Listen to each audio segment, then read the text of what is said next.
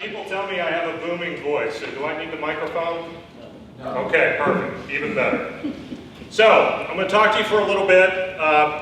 You're probably, I pulled this off the internet last night. Is your small business prepared for a cyber attack? I'm going to tell you right now, none of you are. You may have a little bit, but you don't have enough, right off the bat. But, you may be asking yourself, why is a partner CFO up here talking about cybersecurity? Seems kind of like an oxymoron, perhaps. Well, a CFO is really a risk manager, if nothing else. They come in, they may look at the risk of an audit, they may look at the risk of a tax, a risk of going too fast, not enough working capital, IT, HR, all of those seem to fall under the CFO helm at one point. So I'm up here because I also, along with these other things that I do, blah, blah, blah, take a look at them at your convenience and peril. The other part of it is I started my career in Air Force Intelligence working for AFTAC. You have never heard of AFTAC?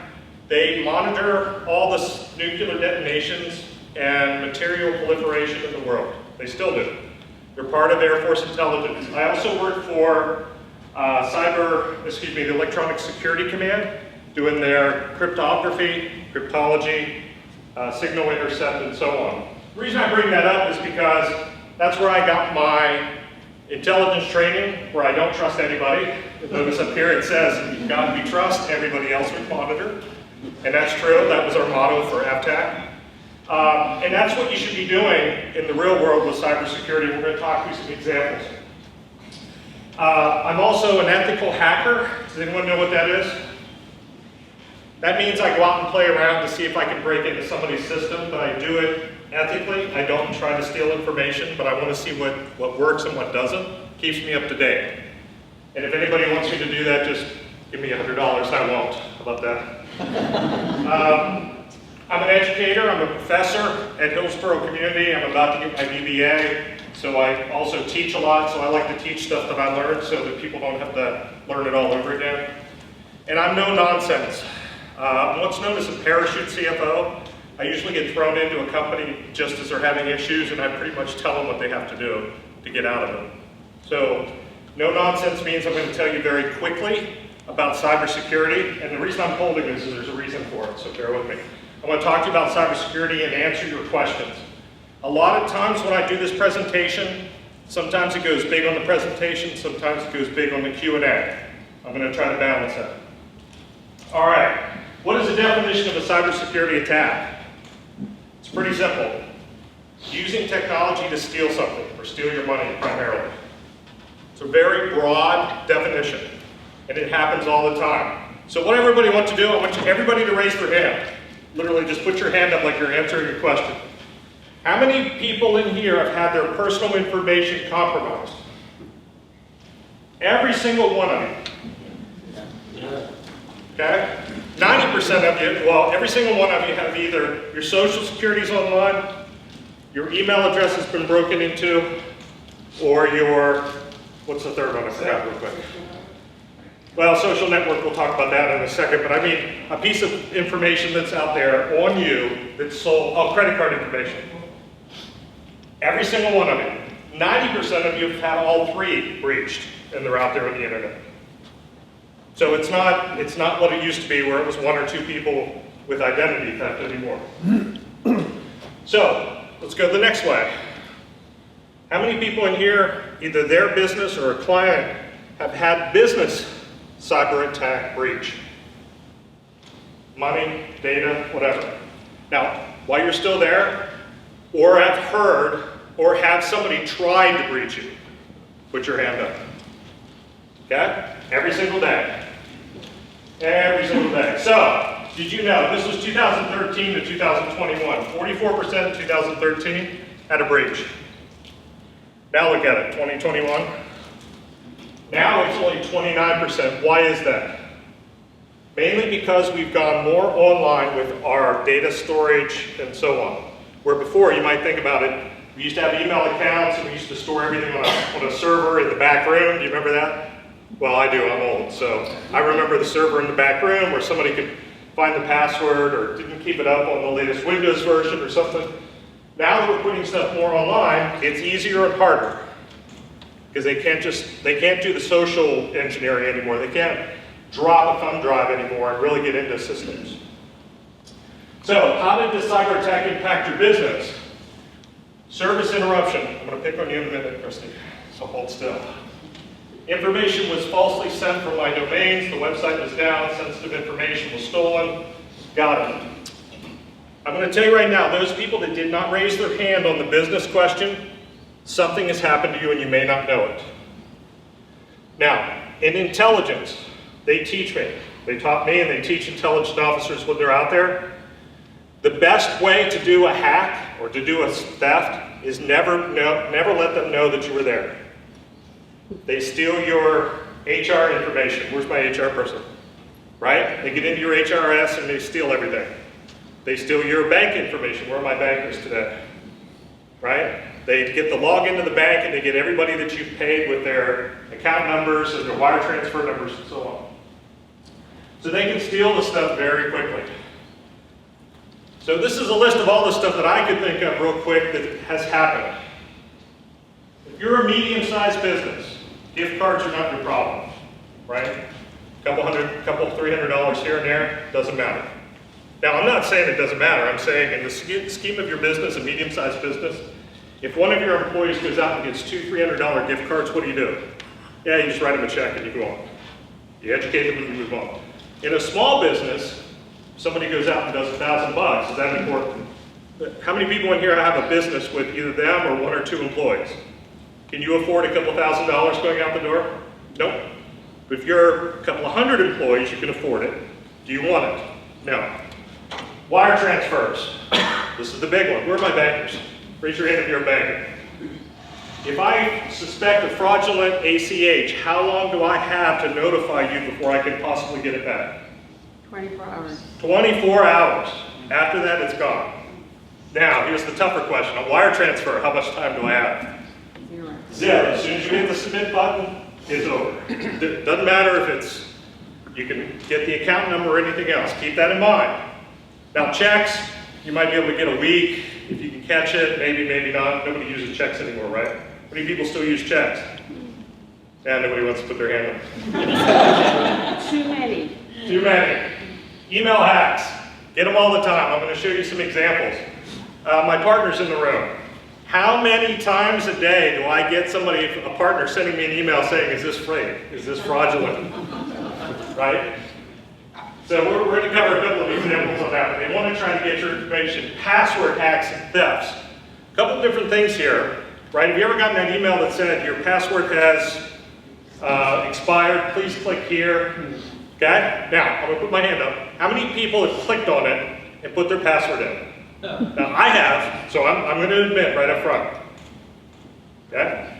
So, what are they trying to do? What does it usually say? I'm going to pick on you for a second. What does it usually say once you do it? Go to this different. Right, if the website's down or go somewhere else, what have they already done? By the time you see that message, what's happened? They've logged into your email account, they've stolen everything they can and sent it off. That's how vigilant you have to be. Social media. Oh. See, I'm trying to pull from everybody's presentation earlier, right? I'm not picking on anyone in particular. Jonathan's easy because he actually does a lot of process. He doesn't actually teach on technology or use a lot of technology in his job, so I'll try to pick on you later. Christy, how important is LinkedIn to your job, to your company? Very important. If I could lock you out of LinkedIn, how much would you pay to get it back? 1,000? 10,000? Yes. Okay? So, they can hack your social media. Okay, they can hack other things. Now, the next one, DERs. My HR person. What's a DER, do you know? People that are terminated. The Great Resignation has now caused a growing exponential problem with employees that are terminated, or they come in for a week and leave, right? They come in, you give them the password, go to work. If you're a small company, right, how many people have a small company of less than 10 people? Okay, perfect. Now, of those people, do you have very stringent security policies for your new employees, or do you just kind of give them a laptop and say, here's your password? I'm going to pick on you a little bit. I work myself, so only me. Okay. above 2, but less than 10. I'm going to pick on you if you put your hand up, so just let you know. Nobody has a greater than 2? Okay, back here. Do you have very stringent, very laid out? Okay. Can they still walk out the door with something? They can walk out with a MacBook that I can shut down. Okay. So I had an employee I just talked about. I worked for a biotech company. The employee came in, worked for a day, skimmed the entire SharePoint site, put it on a thumb drive and left, quit the next day. Okay? Now, right away, should I worry about it? I mean, how should I worry about it? Is it going to impact me right away? They got the plans for the new machine and a few other things they can probably go out and do, but they still have to sell it. But fastest growing component of cybersecurity attacks is departing employees. Keep that in mind. It's growing faster than all the other ones put together. Text messages and phone calls. What we're seeing a rise now, you'll get a text message, hey, what you guys seen the Amazon one, right? iPhone or Apple just charged your Amazon account by $500. Please click here to whatever. You click there, what are they doing? A couple of things. They now have software that can deposit on your phone. They can monitor you and send other things. Again, if you never know what's happening, they can do it. And then finally, ransomware. Ransomware can be as simple as I've got LinkedIn for her, for Christy, to a medical system that I shut down. Now, if I shut down a hospital, we've all seen it, right? 5 million, they pay the ransom. So, all these can happen. I'm sure you've heard of most of them. Now, departing employee, I already said, is faster growing segment that goes out there. That's where I'm starting to put my focus as a CFO, watching the employees and making sure that they can be controlled. Now, it could be anything. They can gain access to the HRIS. They can gain access to maybe a SharePoint site and steal your information. It could be as simple as, oh, there's no way. I have not been talking for 17 minutes, Kristen. There's no way. 15 minutes plus 5-minute questions. All right, so I'll go fast.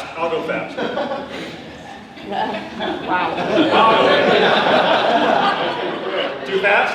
Oh, come on. All right, I did have a slide up here. I don't know where Joe put it. Joe, what are you doing, Jimmy, really? Oh, no, Bill did it. Bill did it. There's one, are we passing these out afterwards? Are we passing the slides out? All right, if you want to contact me, I'll send you my slides. There was a slide in here that really breaks it down, because here was my problem when I designed this. I was thinking, I come in here and I give a speech, and you guys hear the speech all the time, right? Protect your systems, do your password, blah, blah, blah. Cybersecurity, well, maybe not like that, but that's how I do it. But the problem is you're not sure which one you're supposed to focus on. If you're a small business with no retail and no real outside marketing like that, do you need to really worry about your website going down? Nah, the risk is kind of low, right? Even if it goes down, so what? Right, you can call your guy, get it back and put it up. If you're a small company that's doing health record management, do you need to worry about your website? Absolutely. If you're a retail company, do you need to worry about your website? High, super high. You don't have a backup on everything. Here is where the biggest danger comes, though, not in any one particular item. And I'll send you the slide. If anybody wants to contact me, first of all, LinkedIn, Donald Noble. I'm probably one. The biggest problem is connected systems. Sales Navigator, well, not Sales Navigator, let's pick, what's the other one you used? Copilot. Copilot. If they access Copilot, you may never know, and they can access your LinkedIn. You may never know that LinkedIn's a problem, and they steal all of your client information. Assume you're not ethical, Christy. Is it faster to steal somebody else's database like you, or to build your own? Steal it. Steal it. Now, of course, we all know Christy is the most ethical person in the room, so she won't steal. A couple of examples, I get these all the time. Right, you see this? Office 365 has rejected delivery of 2 emails to your D-Noble at Florida CFO Group inbox. Just click here to retrieve them. Notice there's no spelling mistakes. There's no outward way that you can kind of see that there's a problem. If you've never seen this from Microsoft, you'd never know, right? Now, how do I know? It came from Naoya at tourism.biz.com. whatever, it doesn't matter, it's wrong. Michael, guys, this is Michael, Magic Mike. He's my Leadership Tampa alumni, so our classmate.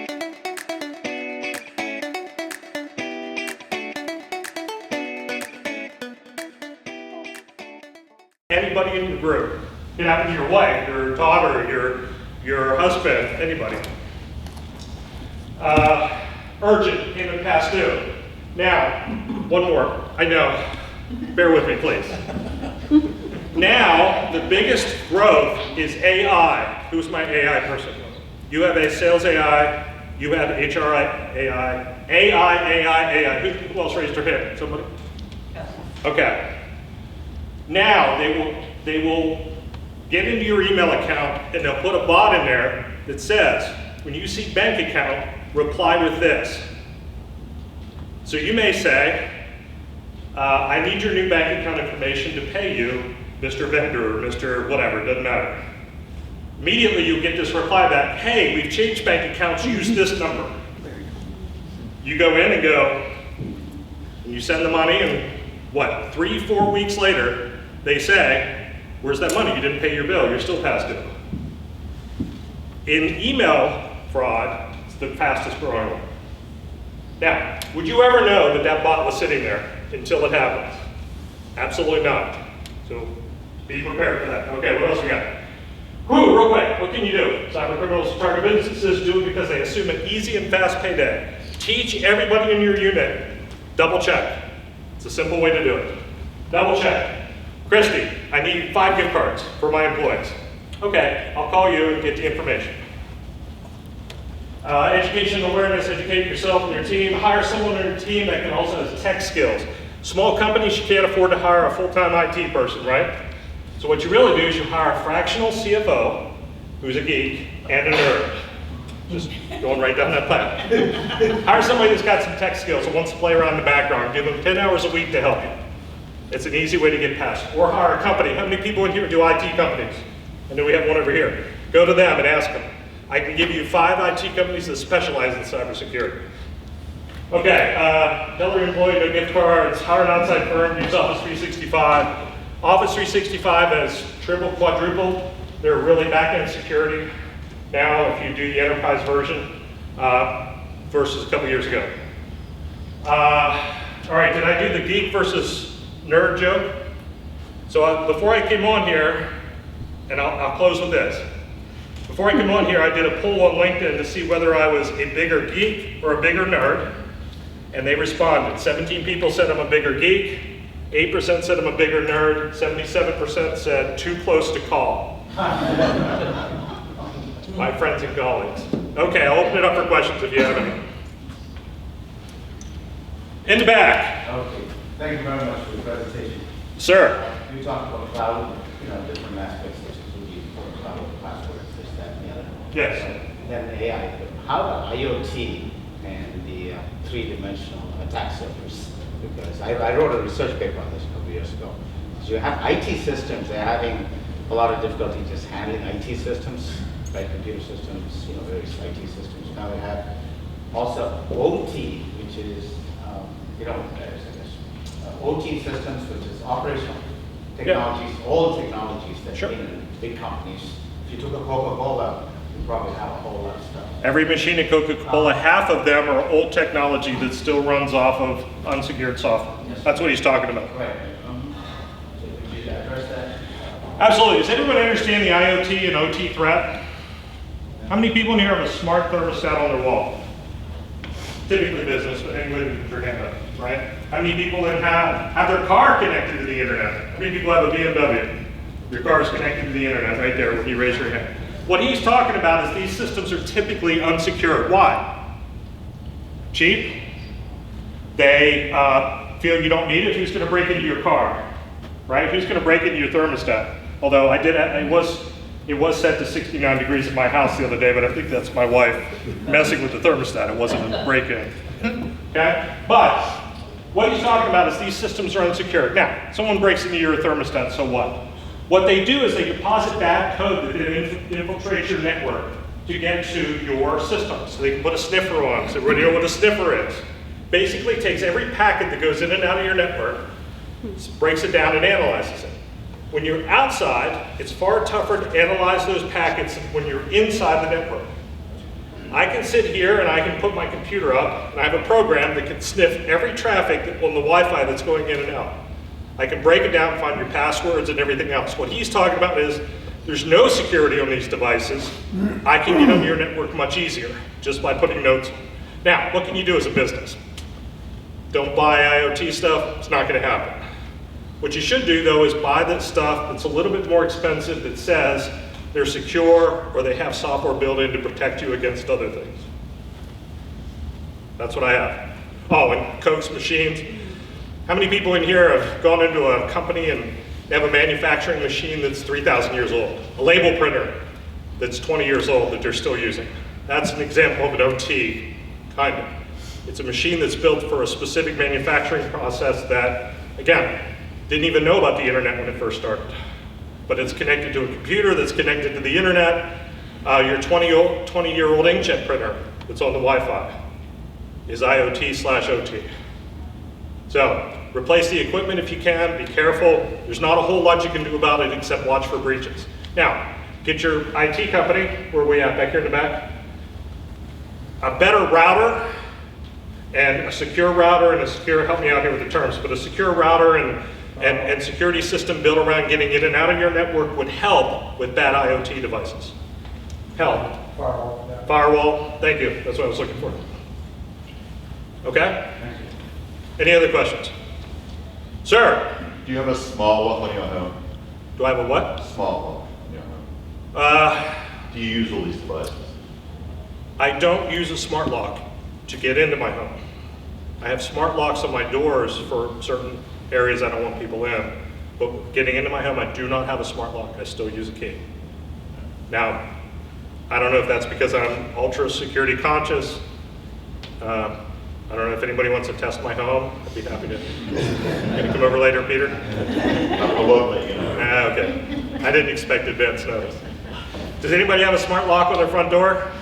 I have a pit bull, so. Okay? Now, here is the problem. I have a dumb lock that they can get in faster. My garage door, everybody has a garage door opener, right? Yeah. All I have to do is sit outside with a little scanner, tells me the frequency and the code, and I can get in 5 minutes. 90-some% of garage door openers, same system from 20 years ago. Not connected, all I have to do is scan it, that's how they get in, right? Your door comes down after you pull your car in, it starts going back up, you think, what, a dog ran in, or the sensor went off, or something like that, next thing you know, jump you. And that's a physical attack, of course, but all they'd have to do is sneak in and wait till you go to bed and do something else. It's not really cyber, but it's still a physical way to get in. Remember, it's broad. It used to be social engineering, right? Where you would send an email, or you'd put a thumb drive, or you'd try to get to know someone online, or send them a letter or something. Any way that gets them in the door. But now, it's not personalized attacks. They go in and steal big chunks of data. And then what do they do with it? They don't go through it themselves. What do you do with it? Sell it. You sell it. I can sell a list of 300 of your employees with social security numbers, next of kin, addresses, their pay rates, everything. I can sell that 1,000, 5,000 times, 200, 300 bucks each. Bank accounts. Bank accounts. It's all big stuff now. It's not small stuff. Now, the gift cards are small stuff, right? Edward, I'm your CEO. Go buy 100 gift cards. I want to give them to my employees. What's the first thing you do? Make a phone call to you guys. Absolutely. You tell everybody to do the same thing. In fact, I say no gift cards, no wire transfers. In fact, wire transfers are a big one. Where's my banking? How many bankers in here have gone to a client where they don't have two different people? All the time. That's insane to me, right? Does everybody understand? So a wire transfer, you literally can send $50,000 to another bank, and you would have a person initiating it and approving it, the same person. If anybody leaves the room and you got that, I'm going to ask you one thing, switch it now. Just have somebody else approve it. Because that money, the second they go approve, it's done. The bank cannot get it back for you. And there's nothing. Do you want me to take off? Betsy's giving me, you're so far past Yeah. Christie's warning that you're dead From meat. happy hour. What? You're keeping us from happy hour. I technically think we're in happy hour now. 'Cause I'm going to say, I've heard a lot of laughter. So I think we're in, Tracy, come on up and pick me up. Thank you, everyone.